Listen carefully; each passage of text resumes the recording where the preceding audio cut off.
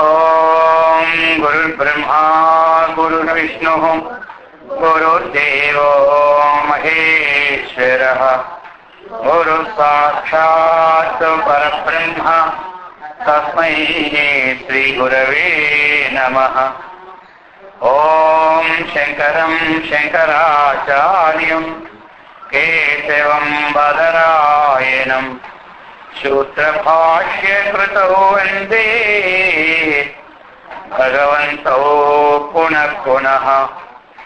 ఓం యుక్తాహార వికారాయ వివిక్తస్థలవాసినే మలయాళయతీంద్రాయ బ్రహ్మనిష్ఠాయ తే నమః. ఓం కృష్ణం కమలపత్రాక్షం పుణ్యశ్రవణకీర్తనం వాసుదేవం జగద్యోనిం నౌమి నారాయణం హరిం. ఓం సర్వమంగళమాంగళ్యే శివే సర్వార్థసాధికే శరణ్యే త్రయంబకే గౌరీ నారాయణి నమోస్తుతే. ఓం సహనావతు సహనౌ భునక్తు సహ వీర్యం కరవావహై తేజస్వినావధీతమస్తు మా విద్విషావహై. ఓం శాంతి శాంతి శాంతి. హరి ఓం తత్సత్.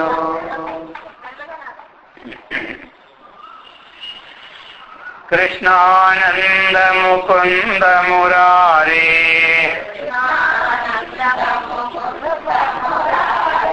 కృష్ణానంద ముకుంద మురారే వామన మాధవ గోవింద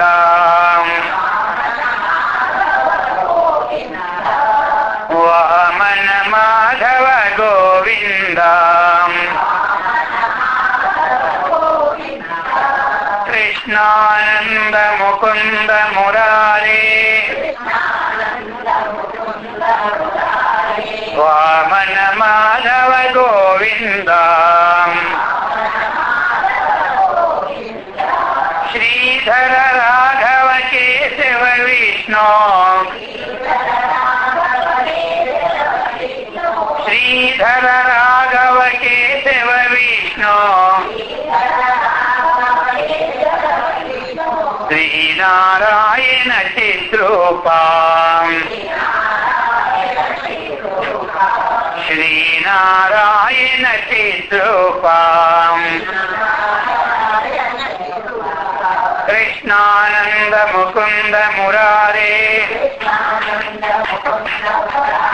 వామన మాధవ గోవింద. శ్రీధర కేశవ రాఘవ విష్ణు శ్రీనారాయణ చిద్రూపా శ్రీనారాయణ చిద్రూపా.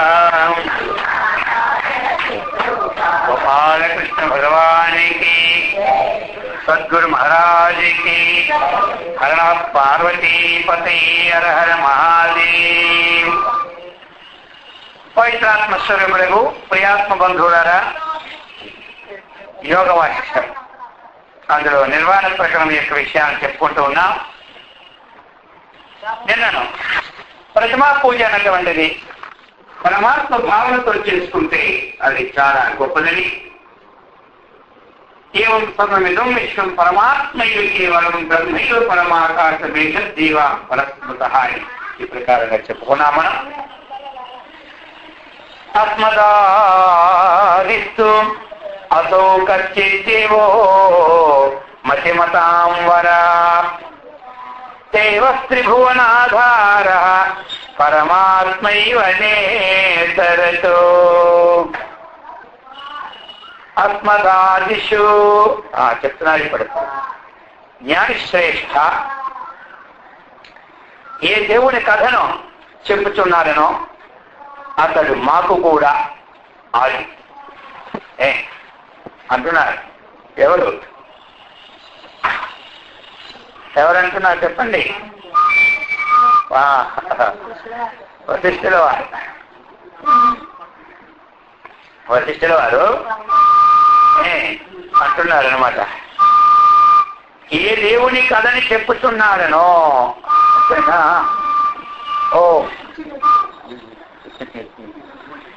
ఏ దేవుని కథను చెప్పుతున్నాడనో అతడు మాకు కూడా ఆది అన్నారు. చూశారా? ఎవరు కాది? వశిష్ఠుల వారికి కూడా ఆది అతను. ఆది. ఆయన త్రిభువనములకు ఆధారమగు పరమాత్మ కంటే అన్యుడు కాదు. ఎవరైనా గొప్పగా చెప్తే ఏమనుకుంటారు వాళ్ళకి? అసలు నేనే ఆధారం ఈ జగత్తుకంతా. పెద్ద పెద్ద వాళ్ళందరూ కూడా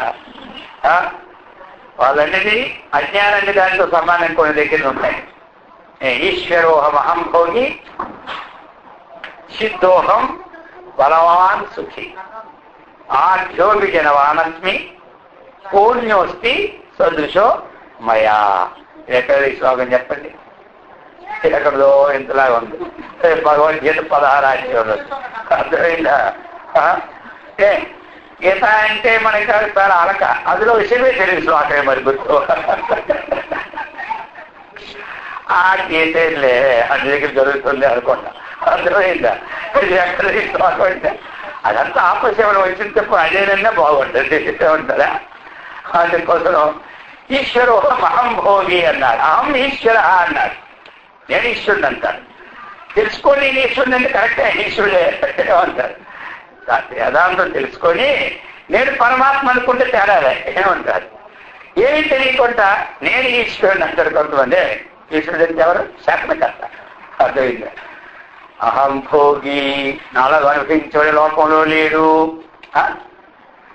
అహం సిద్ధ, నేను సిద్ధ పురుషుడు అంటారా? అహం సిద్ధో, అహం బలవాన్, నాకంటే బలవంతుడు లేడు అంటారు. పెద్దవాళ్ళందరూ కూడా తాను బలవంతుడు, తాను గొప్పవాడని చెప్పుకోరు. అది ఇప్పుడు అంటున్నారు. అందుకని వశిష్ఠ మహర్షి ఏమంటున్నారు? అతడు మాకు కూడా ఆయన త్రిభువనములకు ఆధారభూతముగు పరమాత్మ. అతడికంటే అన్యుడు పరమాత్మ. శివ సర్వపదాతీత సర్వసంకల్పనాతిగ సర్వసంకల్పవలితో న సర్వో నచ సర్వకః. చెప్తున్నారు. శివ సర్వపదాతీత, ఆయన బ్రహ్మ విష్ణు రుద్ర ఈ స్థానముల కంటే అతీతుడు. ఎవరు? పరమాత్మ. పరమాత్మ. ఇంకా సర్వసంకల్పాతీత, ఏదైతే మనం సంకల్పిస్తున్నామో సంకల్పానికి అతను అందేవాడు కాదు, సంకల్పానికి లోనయ్యేవాడు కాదు. యన్మనసానమనుతే ఏనాహుర్మనోమతం తదేవ బ్రహ్మత్వం విద్ధినేదం యదిదముపాసతే అని మనకి ఏం చెప్తుంది? కేనోపనిషత్తు చెప్తుంది. యన్మనస నమునితే, ఏది మనస్సు చేత చింతించుటకు వీలు పడదో. అందరికీ ఏ పరమాత్మ ఏదైతే ఉందో, జగత్తుకే ఆధారభూతం ఏది ఉందో ఏదైతే తీసుకో, ఏది మనస్సుతో చింతించిన వీలు పడదో. ఇంకా ఏం చెప్పారు ఇక్కడ మనకి? సర్వ సంకల్పనాతిగా, అంటే ఏదైతే సంకల్పిస్తుందో, దేని శక్తి ద్వారా ఏది సంకల్పం చేస్తూ ఉందో, పరమాత్మ శక్తి ద్వారా మనస్సు సంకల్పిస్తుంది. కానీ ఈ మనస్సు ఎప్పుడు పరమాత్మని చూడలేదు. యద్వాచ అని చెప్పారు. అయితో వాచో నివర్తంతే అప్రాప్తి మనసా సహా సాధ్యం. యత దీని నుండి వాక్కులు వెనక్కి వస్తున్నాయో దేనికోసం చింతించడానికి వెళ్ళి మనస్సు చింతించడానికి వస్తూ ఉందో అది బ్రహ్మ. చింతనకి యోగ్యమైన వస్తువులే మనకి ఏమి, ఆ వస్తువు ఏంది, ఈ మనస్సు ఏ వస్తువులు పెట్టుకుని దాని ఏంది మన మనస్సు ఉండదు. అర్థమైందా? ఈ వస్తువుకి అతీతమైన దాని మనస్సు మనకి తెలుస్తుంది. ఇప్పుడు నిలదని మాటలే తెలుస్తుంది క్రమంగా అభ్యాస పరమచేత. అందుకే చెప్తున్నారు ఇక్కడ సంకల్ప సర్వ సంకల్ప అతీతుడు, సర్వ సంకల్పానికి ఆధారుడు. అర్థమైందా? ఆ చైతన్య హృదయంలో లేదనుకోండి ఏమి సంకల్పించగలం? సంకల్పించగలమా? ఆయన బయటికి వెళ్ళిపోయాడా? మనం సంకల్పించగలమా? ఏమి సంకల్పం. అర్థమైంది. పోనీ ఆయన సంకల్పానికి వస్తాడా? అది పరమాత్మ, అది సదేవ బ్రహ్మ తెలుసుకోయా అంటున్నాడా. ఇంకా ఏం చెప్తున్నాడు? సర్వోచ సర్వక, ఆయన సర్వమును తాను కాకుండా ఉంటున్నాడు.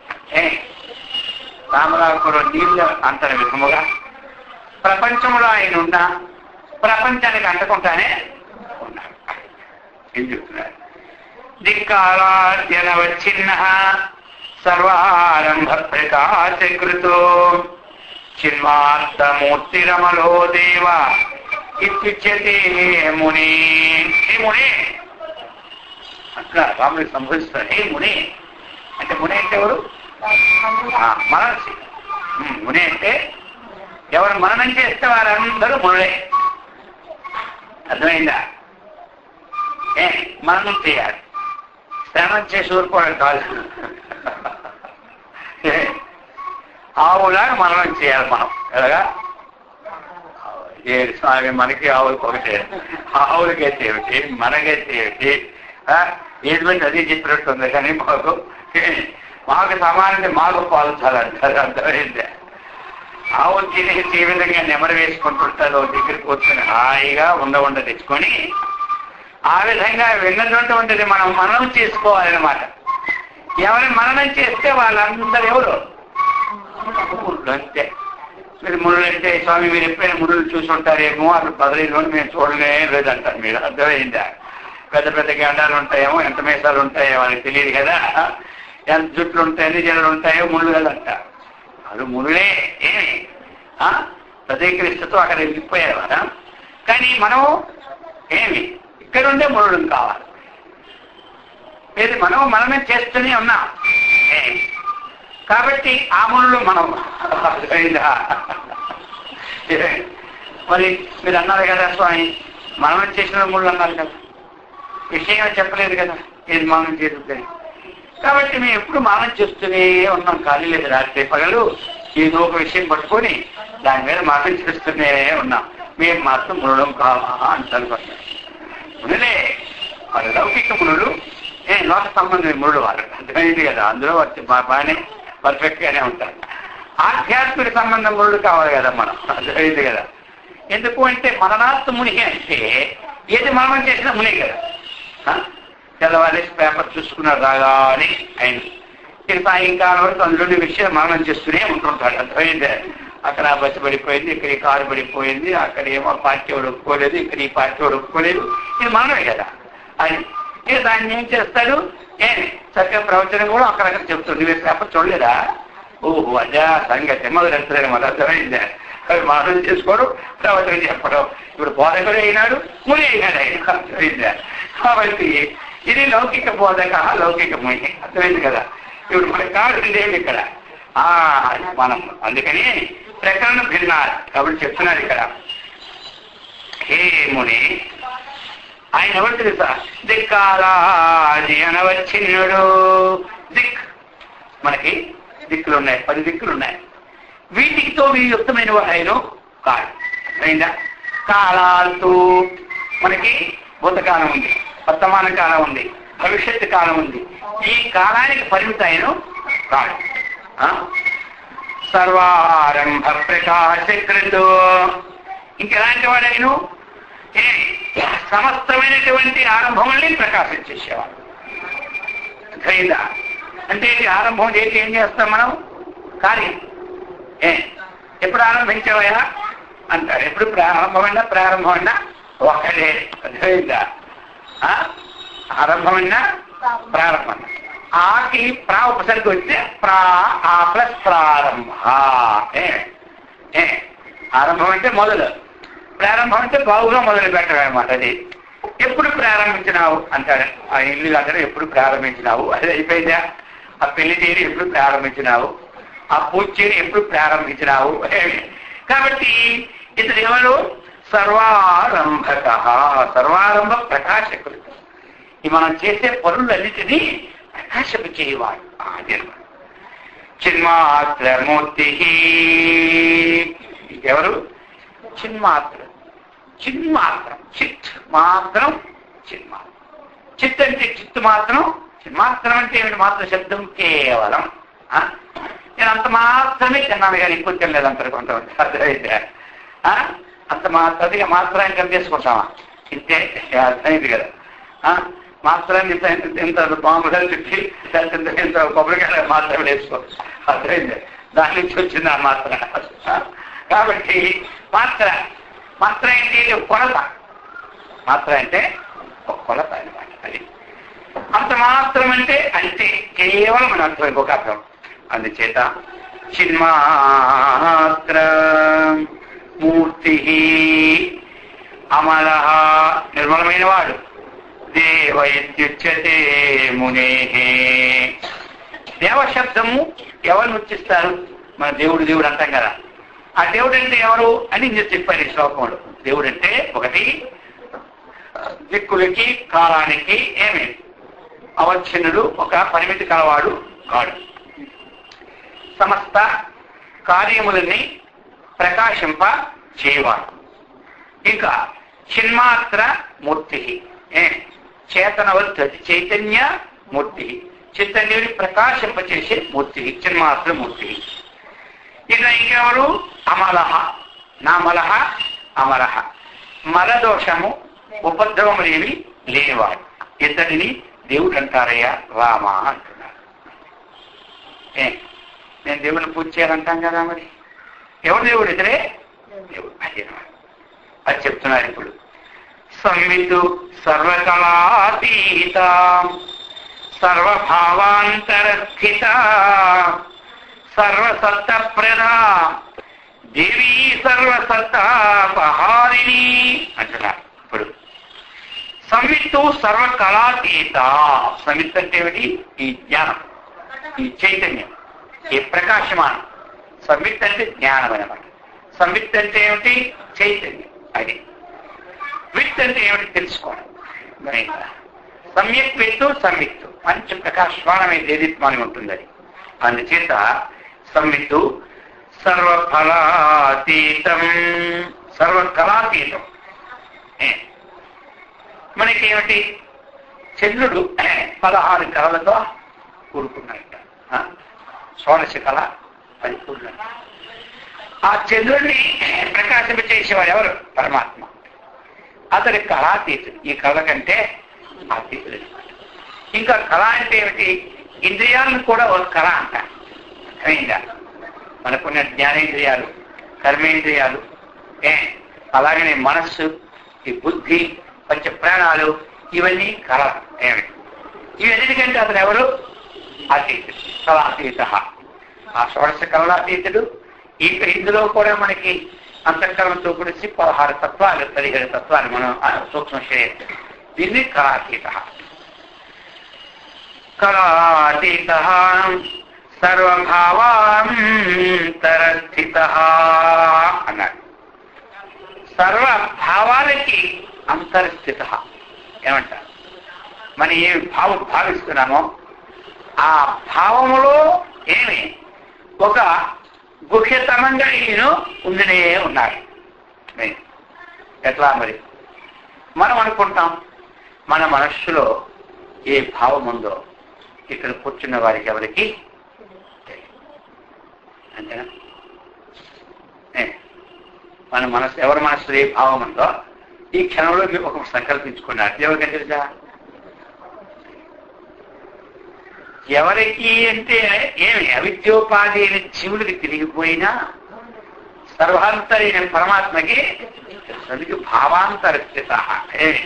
అంతరంలో అర్థమైంది కదా, ఎవరెవరి భావిస్తూ ఉన్నారో ఆ భావంతో ఉన్నవాడు. మన మనస్సులో ఏ భావం ఉందో ఆ భావ ఆకారితమే ఎన్ని మనం మార్చుకుని ఆ ముఖం తెలుస్తూ ఉంటుంది. మళ్ళీ సర్దుకుంటాం. 10 మంది ఏమనుకుంటారో మన ముఖం కొడుకొని బొట్టు పెట్టుకుంటే బాగుంటుందేమో, లేకపోతే ఏమిటో ఏమి భావం ఎలా ఉంది అనుకుంటారేమో, మరి ముఖం పెట్టుకునే ఉంటాడు. కానీ అది ఎంత చేసినా మొదలకి నీళ్ళు పోయిందే లేక ఎండిపోతుంటే కొమ్మల మీద నీళ్ళు చెల్లుతుంటే ఆ కొమ్మని ఎంతో నీళ్ళు నాతో చెప్పండి. అర్థమైంది? కొమ్మల మీద నీళ్ళు చల్లుతుంటుంటే ఆ కొమ్మని ఎంతో నీళ్ళ నాటుంటే, అలాగే లోపల ఉన్నటువంటి భావం మార్చుకోకపోతే ఇలా ముందుని భావాన్ని తగిలిచ్చి ముఖం వాడుకుంటారు. దీనికి ఎన్ని రాస్తే ఏం లాభం ఉంది? అది వచ్చి మళ్ళీ ఏదో ఒకటి కింద తన పుట్టుకొచ్చి ఆ కవర్ మీద వెళ్ళిపో అందరూ పుట్టునే ఉంటుంటాయి. అందుకని చెప్పినాడు ఈయన సర్వభావాంతరస్థిత. తెలుసుకోవాలి కదా, ఇది ఎన్ని జ్ఞానం. అది సమానం ఇంకేముంది అది చెప్తున్నాడు. ఒక పాయింట్ రాముడికి సర్వసత్తా ప్రధా. ఏమి సర్వసత్తా? సత్తా అంటే ఏమిటి? ఉన్నది. సత్తా సత్తా అంటే ఉన్నదన్నమాట. సత్ అసత్ అంటే లేదు. సత్తా అంటే ఉన్నది. అలాగే అన్ని సత్తాలు ఉన్నాయి. ఘట సత్తా, ఘటం ఉన్నది. మన సత్తా, పటం ఉన్నది. మత సత్తా, ఇల్లు ఉన్నది. పుస్తక సత్తా, పుస్తకం ఇవన్నీ ఏమిటి? కాబట్టి ఇక్కడ అంటున్నాడు సర్వసత్తా ప్రధ. ఆ సత్తా ఉంది కదా, దానికన్నా ఇది అతిరిక్త సత్తా కాదు. ఈ సత్తాన్ని ఇచ్చినటువంటి వాడు ఎవడు? ఆయనే. అది చెప్తున్నాడు సత్తా ప్రధ అన్నాడు. ఆయన నిలబడి పెట్టి సత్తా, ఇదంతా సత్తా. ఆయన ఇలా వదిలిస్తేదంతా అసత్త. ఏమంటారు? ఆయన వదిలిస్తే అసత్త. వైరాగ్యం వచ్చింది నిజమానికి. ఇదంతా ఏం లేకపోతే ఇదంతా సత్తా, అసత్త అయిపోయింది. అర్థమైందా? ఆయన పట్టుకున్నంత వరకు ఇదంతా సత్తాయే. ఆ ప్రకారంగా పరమాత్మ భాస్మారమైందంతా సత్తాయే. ఇక ఆయనకి అనిపోయి నాకైతే అనుకోడా ఇదంతా అసత్త అయిపోతుంది. సర్వసత్తా ప్రధ అన్నాడు. కాబట్టి ఇంకా చెప్తున్నాడు ఈ ప్రకారముగా బ్రహ్మన్ సదసతోర్మధ్యం తదేవ ఉచ్యతే పరమాత్మ పరాభిక్యం తత్సత్తు మిత్యుదాకృతం. చెప్తున్నారు బ్రహ్మజ్ఞ సంబోధిస్తున్నారు. బ్రహ్మజ్ఞానం గలవాడా? భావాభావం ఏమి? బ్రహ్మ అంటే సత్తు, అసత్. సత్ అంటే ఏమిటి? భావం. అసత్ అంటే అభావం. ఈ మధ్య వెలయు భావానికి అభావానికి మధ్య ఏదైతే ఆధారం ఉందో అదే బ్రహ్మం అంటున్నారు. జాగ్రత్తకి స్వప్నానికి మధ్య ఏ యొక్క ఏమి కనెక్షన్ ఉందో భావము అది బ్రహ్మస్వరూపం. స్వప్నానికి సుషుప్తికి మధ్య భావం ఉందో నిర్మితి దానికి మారుతూ ఉందన్నమాట. ఆ మధ్యలో ఉన్న భావమే పరమాత్మ స్వరూపం. సుషుప్తికి తుర్యానికి ఏ భావం ఉందో ఆ మధ్యలో భావమే పరమాత్మ. అది అది అనుష్ఠూతమే ఉంది. అది అన్నమాట. అందుచేత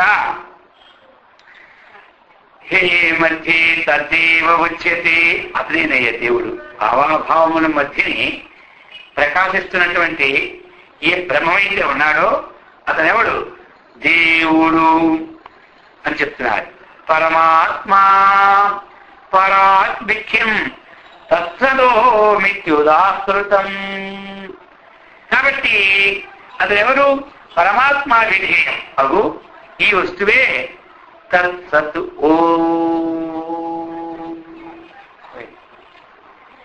ఇది అవిధేయం ఏమిటి?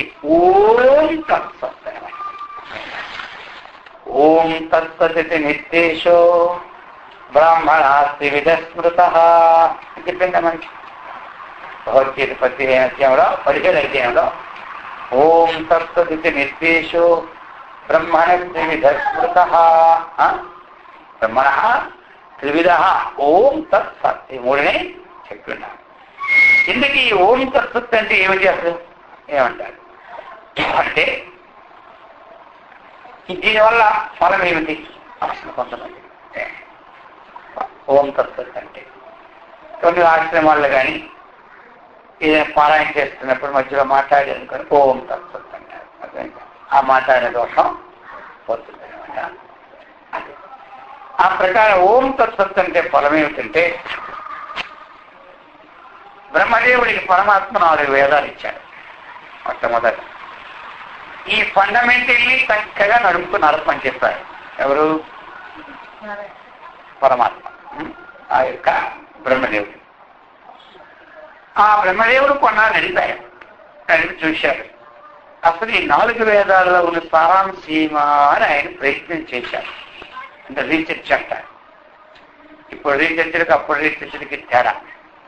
ఇప్పుడు ఒక పుస్తకం రీసెర్చ్ చేయాలంటే 100 గ్రంథాలు దగ్గర పెట్టుకొని ఆ గ్రంథంలో కొంచెం ఈ గ్రంథంలో కొంచెం ఈ గ్రంథం కొంచెం చూసి రాసిస్తే రీసెర్చ్ అది అర్థమైంది కదా. ఏదో శ్రమ పడ్డాడు 5 కూడా కరుణామయులు అర్థమైందా. నా విద్యార్థి బాగుండాలి, వాడు బాగుంటే నేను కూడా బాగుంటాను, ఆ కరుణామయులు కూడా మనకి సహాయపడతాను, తోడ్పడతారనమాట. కొన్ని తెలియని విషయం చెబుతాను. అయిపోయినప్పుడు అలా కాదు రీసెర్చ్ అంటే ఏదైనా ఒక పుస్తకాన్ని చదివి దాని మీద ధ్యానం చేసేవారు.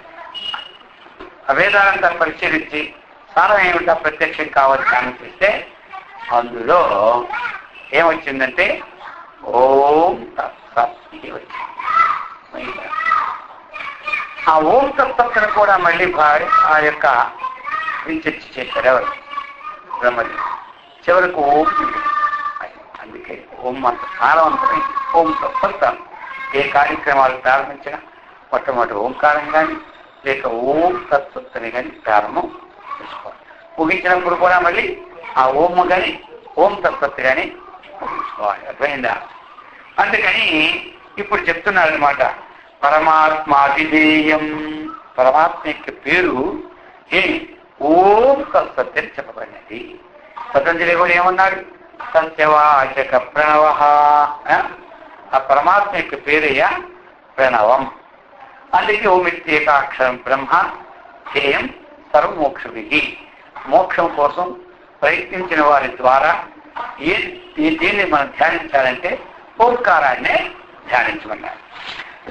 మహాతత్వ స్వభావేన సర్వత్ర సమతాంగతం మహాచితి సంప్రోక్తం పరమార్థ ఇది శ్రుతం.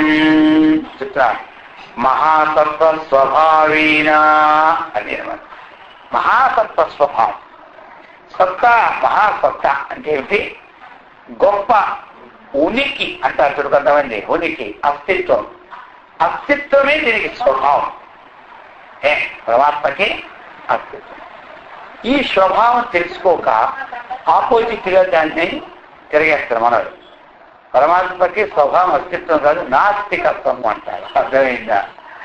అస్తిత్వ స్వభావం అంటే దేవుడు ఏమంటాడు? లేరు అంటారు కొంతమంది.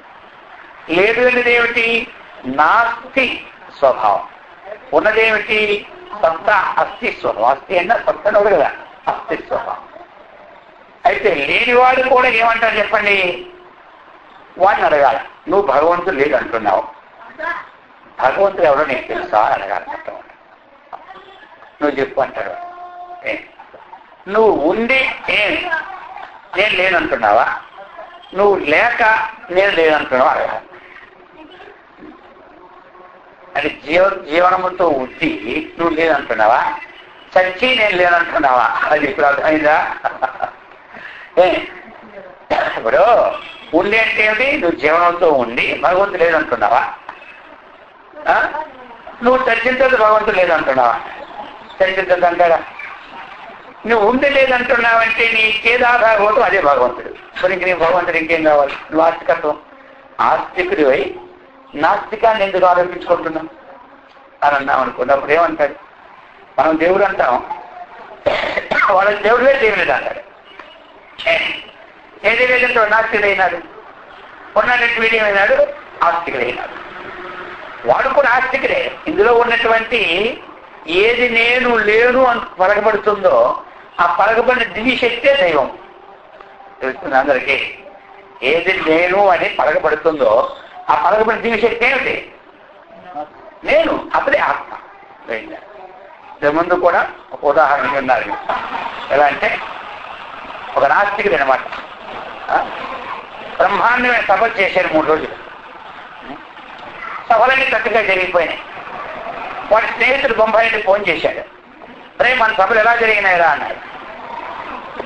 ఆ భగవంతుడు దయ వల్ల చక్కగా జరిగిపోయి అన్నాడు. వాడు ఏ సభ చేశాడు? నాస్తికుడు సభ. ఇప్పుడు స్నేహితుడు ఏమంటున్నాడు? ఆ భగవంతుడు దయ వల్ల చక్కగా జీవిత నువ్వు చెప్పే వేదాంతం ఏమిటా 3 రోజులు నేను అయితే ఏం చెప్తున్నాను? ఏం చెప్పమంటావు? నీకు తెలియదు సంగతి. ఆ మొదటి రోజు మేఘాలు గాలి చూస్తే నాకు మాత్రం నమ్మకం లేదు ఈ సభలు జరుగుతాయని. అందుచేత ఆ భగవంతుడు దయ వల్ల బాగా మళ్ళీ అంట చూడు, 3 రోజుల్లో భగవంతుడు లేని చెప్పినాడు సభల్లో. ఇప్పుడేమంటాడు తెలుసా? అంటే ప్రతి వారికి నీరు పల్లం పోయేటట్టుగా తన స్వభావం భగవంతుని ఎందుకే పోతాడు. కానీ అర్థమైంది కదా, కానీ ఏదో మతం పుచ్చుకోవాలని అంటారు. అర్థమైందా? ఆ మతోత్సవాలు చేయాలని భగవంతుడే ఆ మతంలో ఫండమెంటల్ పాటిస్తున్నాడు. అంతేగాని ఇది మళ్ళీ స్వభావం ఎక్కడికి వెళ్తాయి? స్వభావం ఎప్పుడు వదలదు. అర్థమైందా? దానికి ఏదో విషయం, ధనం కావాలనో, ధాన్యం కావాలనో, ఏదో ఒక ఉద్యోగం కావాలనో కొంతమంది అనుకుంటారు ఇది ఇస్తామని. సరే, అందులో ఉంటే ఏమీ లేదు, ఇందులోకి వస్తే అన్ని బాగుంటే ఏమో వస్తారన్నమాట. వదిలిపెట్టి పోవడం ఎక్కడ పోతుంది వాసన. తెలుగు బయట తోడు ఎన్నాళ్ళు వండికినా నలుపు నలిపే కానీ తెలుపు రాదు అంట. కానీ మన స్వభావం పరమాత్మ అయిపోయి పోతుంటారు. అర్థమైందా? మనం మళ్ళీ దాన్ని మార్చుకొని చెప్పుకోవాల్సి వస్తుంటారు. ఒకరికొకరు కాశీలో ఏం చేస్తారు, ఒకరు మర్చిపోతుంటారు. ఆ కాశీలో అందరికీ అనుమానమే. చదువుకునే ఉండేవారు. ఎవరంటే ఆయన పేరు శాస్త్రి గారు. ఏమయ్యా, ఈ మధ్య మనవాళ్ళు అందరూ చాలా మంది బ్రాహ్మణులు కాకుండానే బ్రాహ్మణులను చెక్కించుకుంటున్నారు అయ్యా అంటారు నాతో. ఏమంటే వాడు బ్రహ్మాండం చెప్తారు ఎవరండి, అదే నమ్మలేకపోతున్నాం అంటాడు. మళ్ళీ అంటాడనమాట. ఎవడు? ఆంజనేయ శాస్త్రి గారు మాకు ఆయన ఉన్నారు. ఆయన అన్ని వచ్చినమాట అలాగా ఆయన ఏమంటారు ఆ ప్రకారంగా. ఎందుకంటే ఆ విధంగా చెప్పకపోతారు, వేదం చెప్పరు కదా. అదండి కదా స్వభావం అనేది పోతాడు. ఒక ఏం చేసేది తెలుసా? ఒక ముస్లిం చక్కగా ముందు వేయించుకొని పిల్లలు పెట్టుకొని వేదం నేర్చుకున్నాడు. నేను వేదం నేర్చుకోండి, బ్రహ్మాండంగా వేదం నేర్చేసుకున్నాడు. ఈ కనకన ఎలాగానే బాగానే చెప్పాడు. తవా తెలుసు సాగర పర్యంతం గో బ్రాహ్మణ శుభంతో కాశ్యపావస్థ నైత్ర్య కాశ్యప స్తోత్ర ఆపస్తంభ సూత్ర చతుశుద్ధాయి అనేసి అది చెప్పేసి వాడి పేరు చెప్పారు నరసింహ శర్మ అంబవు అది చెప్పేసారు. అది చెప్తే వాళ్ళకి అర్థం మన దగ్గర ఎవరు చెప్పాలి, అప్పుడు వీళ్ళు సక్రమైన కూడా అనుకుంటారు. అది కనకనా చెప్పేసరికి ఆశ్చర్యపోయింది, చాలా ఉత్తముడు. అప్పుడు ఎంత స్పష్టం బ్రాహ్మణుడికి ఎప్పుడు వస్తుంది, వృత్తం బ్రాహ్మణుడు అనుకున్నాను. అయితే ఇక ఏమైపోయింది తెలుసా? కొన్నాళ్ళు అయిపోయిన తర్వాత ఇది చదువు అయిపోయేసరికి వాడు జీవి బాగుంది. వాడికి ఒక కూతురు ఉందన్నమాట పండితుడికి. అందుకు ఆ పండితుడి భార్య అంటుంది, ఇప్పుడు ఏమని ఇతను పెంచి చేస్తే చక్కగా ఉంటుంది. ఇంత ఉత్తమ బ్రాహ్మణుడు ఎక్కడ గాబలు పడకూడదు, ఎవరో నాకు చూసుకోవాలి మనం. ఇప్పుడు అర్థమైంది కదా రేపు వస్తున్నామా ఏంటని. నువ్వేం చేస్తావంటే ఈరోజు వేదం చెప్తున్నావు చదువుతున్నప్పుడు ఒక మంచి ఇనప గారికి పొయ్యిగా పెట్టి అది బాగా కాగిందని వాడి వీటి మీద పెట్టాను. పెట్టి చెప్పిన పని అన్నా. అయిపోయింది చదువు కొన్నాడు, ఇక్కడ దగ్గర పడిపోయి పట్టుకొని పెట్టేసరికి అల్లా అన్నాడు. ఏమన్నాడు? పడిందాలు వ్యాధి అల్లా ఎక్కడి నుంచి వచ్చారా నీకు? వాడు పట్టు ఉంటుంది కదా, చూసావా నువ్వు ప్రేరణించేస్తానన్నావా? మనకైతే ఏమైపోయింది తెలిసినా? ఓన్లే ఏదో నేర్చుకుంటూ పోయి అది స్వభావంగా ఈ ప్రకారం ఉంటుంది అన్నమాట. అర్థమైందా? అందుచేత ఏమి మహాసత్వ స్వభావేన మహాత్మిక సత్త సర్వత్ర సమతాంగతం. అతడు సర్వత్ర సమానంగా వెలుగుతున్నాడు. సర్వత్ర అంటే దేవద్విజ్ గురు ప్రాజ్ఞ చెప్పాను. అలాగే విద్యా వినయ సంపన్నే బ్రాహ్మణేక విహస్తిని సునిశ్చయ పాఠ్యచ పండితాహ అన్నిటి సమానంగా ఉంటారు. బ్రాహ్మణేందును, గోవునందును, ఏనుగునందును, కుక్క ఏందను, ఆ కుక్కను చెందును కొను చందాన్ని ఎందును. అర్థమైందా? ఆయన దివ్య ప్రకాశం అందరిలోనూ సమానంగానే ఉంటుంది. అర్థమైందా? అందరిలోనూ సమానంగానే ఉంటుంది అన్నమాట. అందుకని ఆయన సముద్రం పేరు ఆయన. అందుకని మనకు కూడా సమత్వం ఉంటుంది, యోగం అనిపించుకుంటారు. అర్థమైందా? అందరేందో సమానమైన భావం మనకి ఎప్పుడుందో అప్పుడు మన ఉంటారు యోగి అంటారు మనల్ని. ఎందుకంటే అది యోగం అనమాట. అందరేందో సమమైన బుద్ధి ఉంచుటే యోగం అన్నాడు. సమత్వం యోగ ఉచ్యతే అన్నాడు. కాబట్టి ఎందుకంటే ఆయన అందరేందో సమానంగా ఉన్నాడు. అది విశేషం. అందుచేత మహాచిత్తి సంప్రోక్తం పరమార్థ ఇది శృతం. పరమార్థ శబ్దం వచ్చేతరు చెప్పబడుతున్నాడు. చెప్తున్నారు స్థితం సర్వత్ర సర్వం లతా స్వంతర్యధారస సత్తా సామాన్య రూపేణ మహాసత్తాత్మనాపి చ. ఇప్పుడు చెప్తున్నారు ఎలాగంటే ఒక ఉదాహరణ. లతాసు అంతః యథారసః. లత అంటే ఏమిటి? ఆ లతలు ఎందు రసం ఎలాగైతే మనం పిండి అనుకోండి, రసం పక్కనే కారుతాయి. లతలు చాలా తేలిగ్గా ఉంటాయి.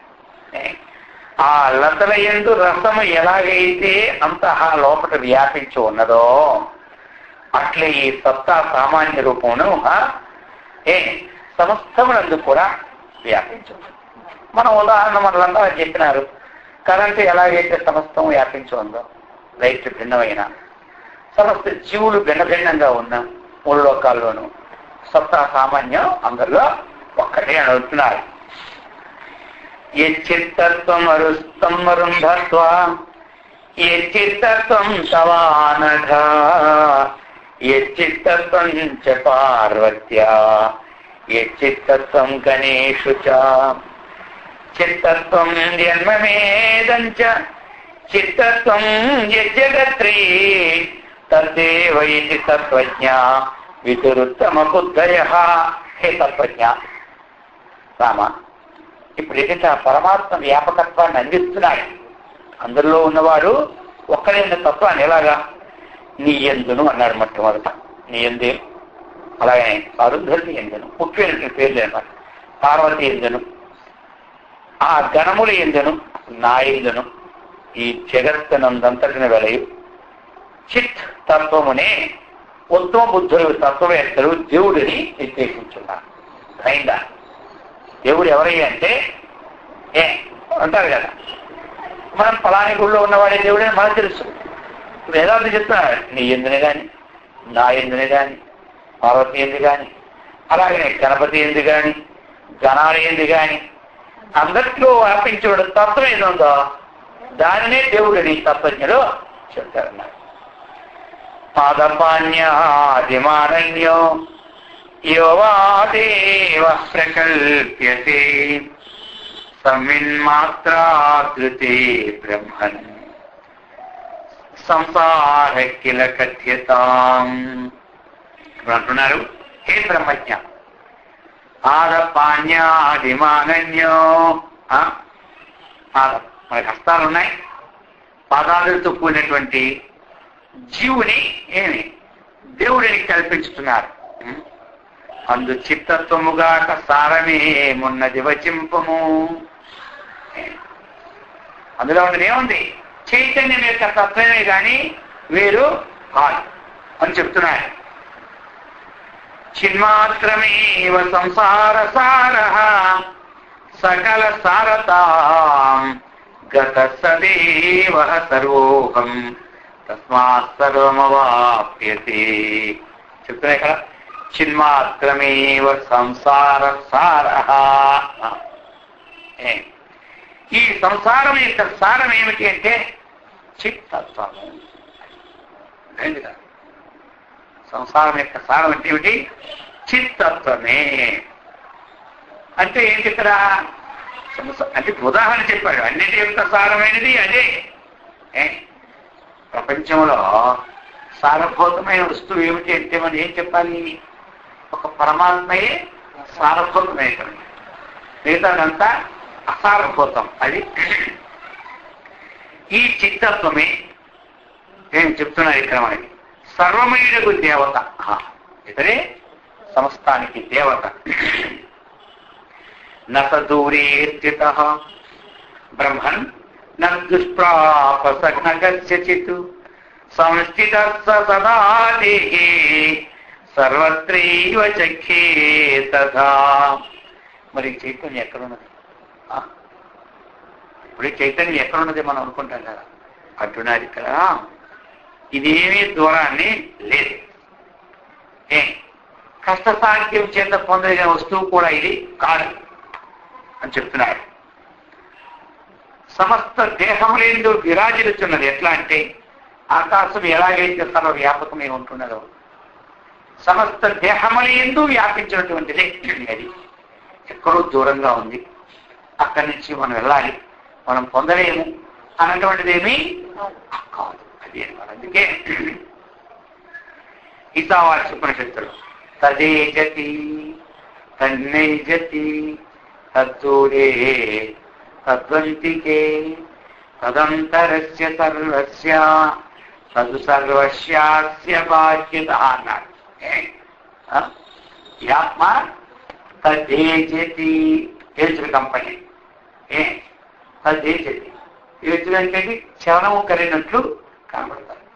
తన్నైజతి, స్థిరంగా ఉన్నట్టు కనబడతారు. తద్దూరే, దూరంగా ఉన్నట్టు భావించుకుంటారు.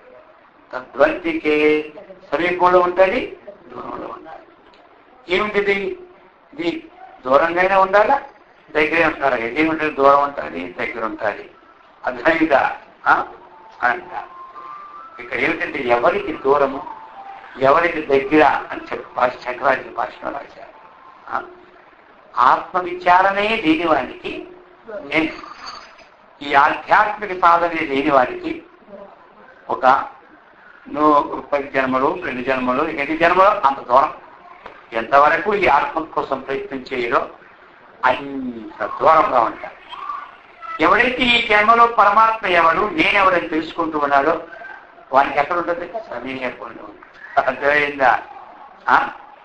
ఏదైతే ఎవరి మనస్సు ప్రాకృత విషయములందు ఉంటుందో అది చరిత్రలు కనబడుతుంది. ఎవరి మనస్సు పరమాత్మత్వంతో ఉంటుందో అదే పోకుండా తదంతరస్య సర్వస్య, అది అంతరం ఉంటుంది, వాక్యం ఉంటుంది. అంతర్బహిశ్చ నారాయణ చెప్పారు కదా. అందుచేత ఆ ప్రకారముగా ఇక్కడ చెప్తున్నారు.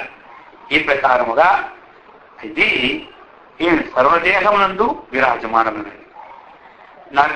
నరోతి సచాశ్నాతి, సకరోతి సచాశ్నాతి, సవిభక్తి ప్రయాతి చ సనిశ్వసతి సంవేత్త సోంగాని అంగాని వేత్తి చ. చెప్తున్నారు ఈ చిత్తత్వమేనండి కరోతి, కార్యములన్నింటినీ వనర్చున్నది. ఇంకా అశ్నాతి భోజనం, విభక్తి పాలన, ప్రయాతి అంటే గమన, నిశ్వసతి విశ్వాసము, నిశ్వాసం విశ్వాసం అంటే తీర్చడం, విశ్వాసం అంటే వదలడం. ఇటువంటిది ఈ యొక్క సంవేద, ఈ జ్ఞానకృత్యములన్నీ కావించున్నది చిత్తత్వమే. అంతే కదా. ఈ చిత్తత్వం లేకపోతే మరి ఏ పని చేయలేదు. దాన్నే ఆయన మరి కొంచెం గట్టిపడ్డాయని మనకి ఇస్తున్నారు. సోవర్త్యాం విచిత్ర శ్రేష్టాయాం ప్రకాశిన్యాం చ తద్వశాం తత్వరూప నిబద్ధాయాం పుర్యామాస్తే మునీశ్వర. హే మునీశ్వర, ఈ విచిత్ర శ్రేష్టాయుక్తమైనటువంటి ఏదైతే ఉన్నదో, అది ప్రకాశవంతమైన ఈ దేహపుడు ఏదైతే ఉన్నదో, ఇదంతా అతని స్వరూపం వల్ల నిలబడి ఉన్నదయ్యా. అందుకని అతని కంటే అధికం లేదని భావించుకో అంటున్నాను. శరీరావసథాయాంచ చలాయాం తత్ప్రసాదతః సోవాస్యాం గహన కోశాయాం హృద్గుహాయాం గుహేశ్వర చెప్తున్నాడు. ఈ శరీర గుహ గహనం, ఈ శరీర గుహ గహనం. ఈ శరీరము ఉంది మనకి, ఇందులో గుహ ఉందన్నమాట, హృదయ గుహ. అందులో గహనం అంటే లోతుగా ఉంటుంది. గహనం అంటే లోతు. అందుకని అటువంటి లోతు అయినటువంటిగా ఉంది. ఇంకెలాగుంటుంది ఇది అంటే, ఇక గహన కోశాయాం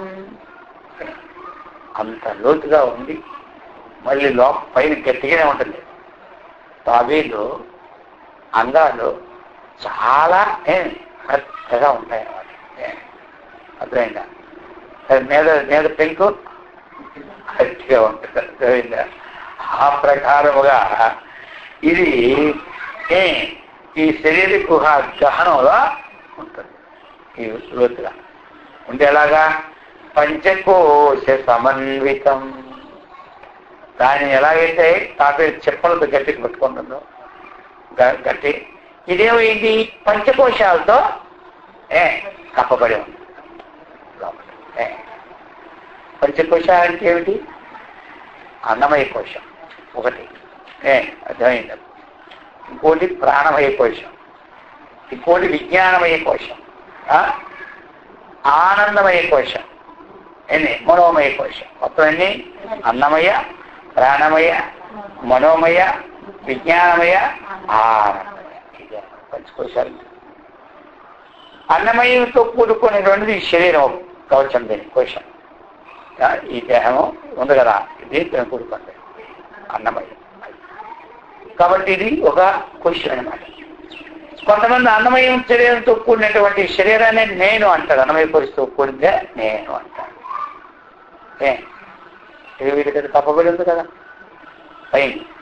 దీనిలో ఏముంది? అన్నమయం తర్వాత ప్రాణమయం. అర్థమైందా? ఆ ప్రాణమయం ఏ ధర్మాలు కలిగి ఉంది? ప్రాణమయ కోశం ఎట్లా అయిందంటే, మనకి ప్రాణము ప్లస్ మనకి ఏమి ఈ యొక్క ఇంద్రియాలు ఉన్నాయి. అర్థమైందా? రజోగుణములు పుట్టినటువంటివి ఇంద్రియాలు. ఏ ఇంద్రియాలు అది? కర్మేంద్రియాలు. ఏ ఇంద్రియాలు? రజోగుణం పుట్టి కర్మేంద్రియాలు. ఆ కర్మేంద్రియాలు ఈ ప్రాణము కలిసి ఏమైంది? ప్రాణమయ కోశం. వాక్, పాని, పాద, వాక్కు, పాని చేతులు, పాదములు, ఉపస్థ, ఇవన్నీ గుదము, ఇవన్నీ కలిసేది ఈ ఐదును ప్లస్ ప్రాణము కలిసి ప్రాణమయ కోశం. ప్రాణమయ కోశానికి ఏమిటి? ధర్మం, ఉచ్ఛ్వాసము, నిశ్వాసం. ఈ ఉచ్ఛ్వాస నిశ్వాసాలకు అతీతమైంది పరమాత్మ. కాబట్టి అన్నమయ కోశం నేను కాదు, ప్రాణమయ కోశమా నేను కాదు. అదేనమాట. ఈ కోశం వస్తే కప్పబడి నేను ఇవన్నీ అనుకుంటాను. విచారణ చేస్తే అన్నమయ కోశము పెంచే వృద్ధి పొందుతుంది, మానిస్తే అర్థమైంది కదా. అందుచేత వృద్ధిక్షయములు ఉన్న పరమాత్మకి ఎప్పుడు లేవు. కాబట్టి వృద్ధిక్షయములు శరీర ధర్మములు కాబట్టి ఈ కోశం నేను కాదు అనుకోవాలి. అర్థమైందా? మనోమయ కోశం కూడా దానికి ఏ ధర్మము? ఇది ప్రాణమయ కోశానికి క్షుత్తు, పిపాస, ఆకలి, దప్పులు. పరమాత్మకి ఆకలి లేదు, కాదు. కాబట్టి విచారణ ద్వారా ఈ ప్రాణమయ కోశము నేను కాదు అనుకోవాలి. అయింది కదా. అన్నమయము, ప్రాణమయం. ఇక మనోమయ. మనోమయం అంటే ఏమిటి? జ్ఞానేంద్రియాలు 5 మనస్సు కలిసి ఏమైంది? మా బుద్ధి కలిసి మనోమయం. బుద్ధిని మనస్సును జ్ఞానేంద్రియాలు కలిసి ఏమైంది? మనోమయమైంది. జ్ఞానేంద్రియాలు అంటే ఏమిటి? చెవులు, కన్నులు, ముక్కు. అర్థమైందా? ఇంకేముంది? ఇది తొలుపు,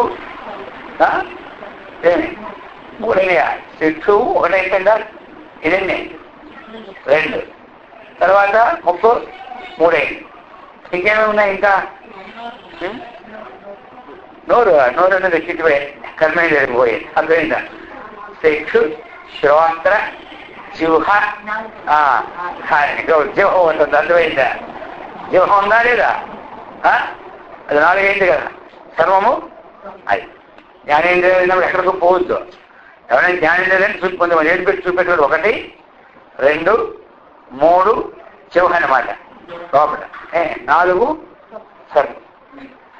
ఈ 5 కలిసి మనస్సు కలిసి ఏమైంది? మనోమయ కోశమే. ఇది శాశ్వతమా? ఇందులో ఉన్న ఇంద్రియాలు అది మనకి ఒకసారి కళ్ళు కనబడకపోవచ్చు, అర్థమైంది, చెవు వినబడకపోవచ్చు, స్వతంత్రంగా వెళ్ళప్పుడు ఉండదు. తర్వాత మనకి ధర్మం ఏమిటి దీనికి అంటే సంకల్పము, వికల్పం.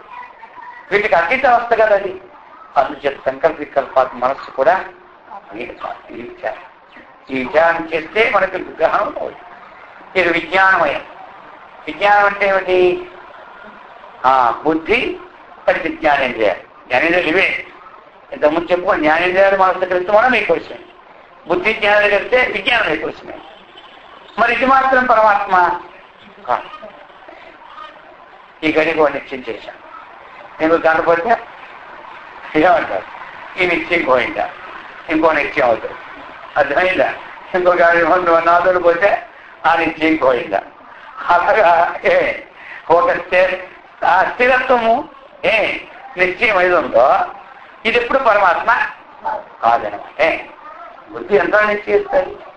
ఏదో ఓ ప్రాణం ఆత్మ అనుకుంటాడు కొంచెంసేపు, మనస్సు ఆత్మ అనుకుంటుంది కొంచెంసేపు, శరీరం ఆత్మ అనుకుంటాడు కొంచెంసేపు, ఈ ఇంద్రియాల ఆత్మని కొంచెంసేపు, అవ్యక్తం ఆత్మని కొంచెంసేపు.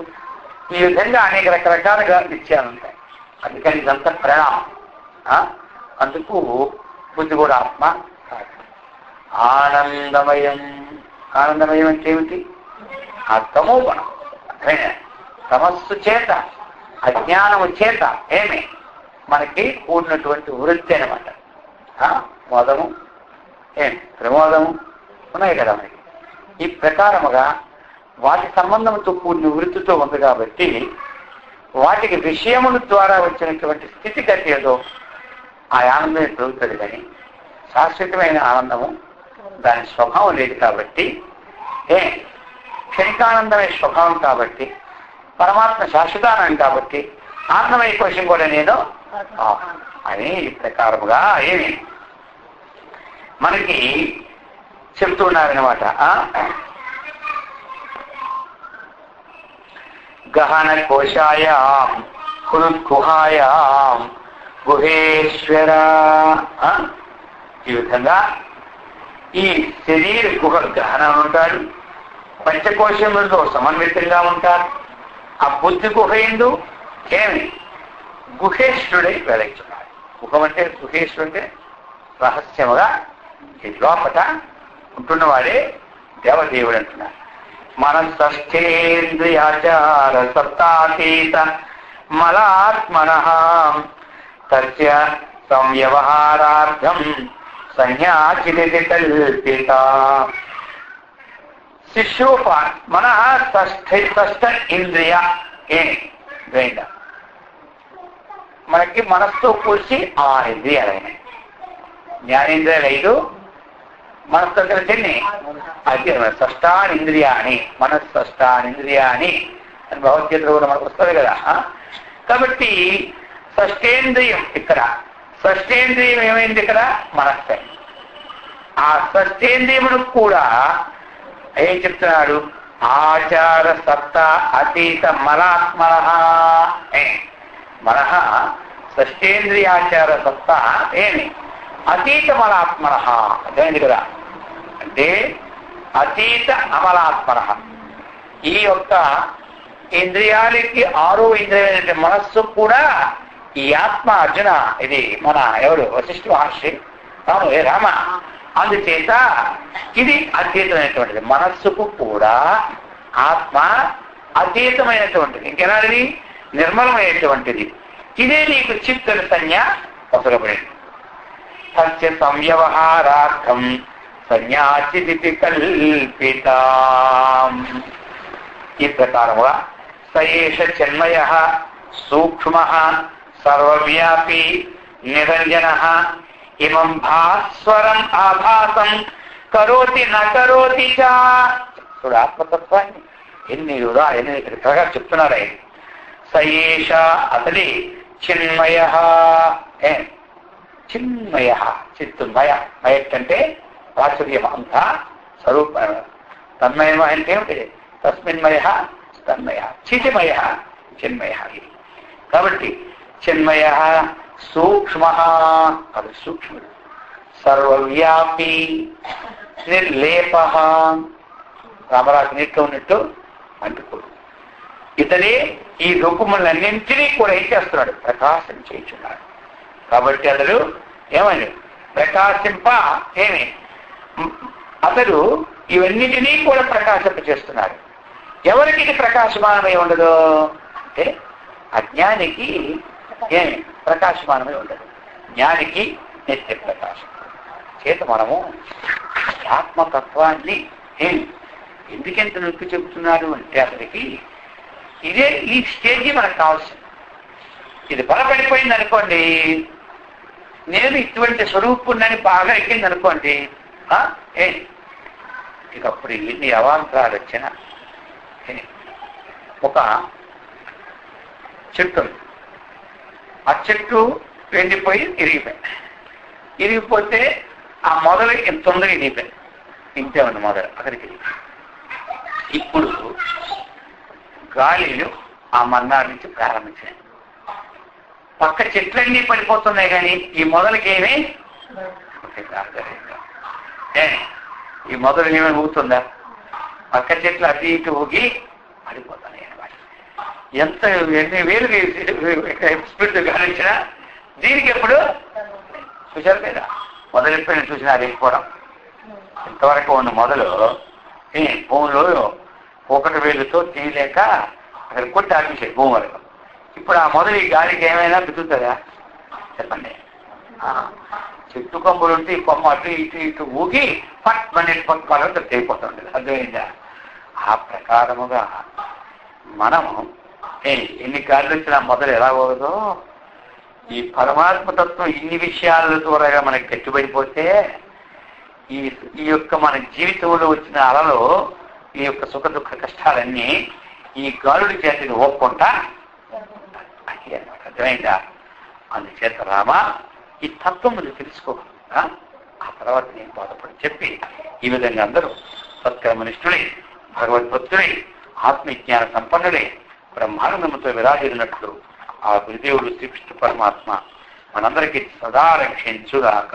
ఓం సహనావతు సహనౌ భునక్తు సహ వీర్యం కరవావహై తేజస్వినావధీతమస్తు మా విద్విషావహై. ఓం శాంతి శాంతి శాంతి. హరి ఓం తత్సత్.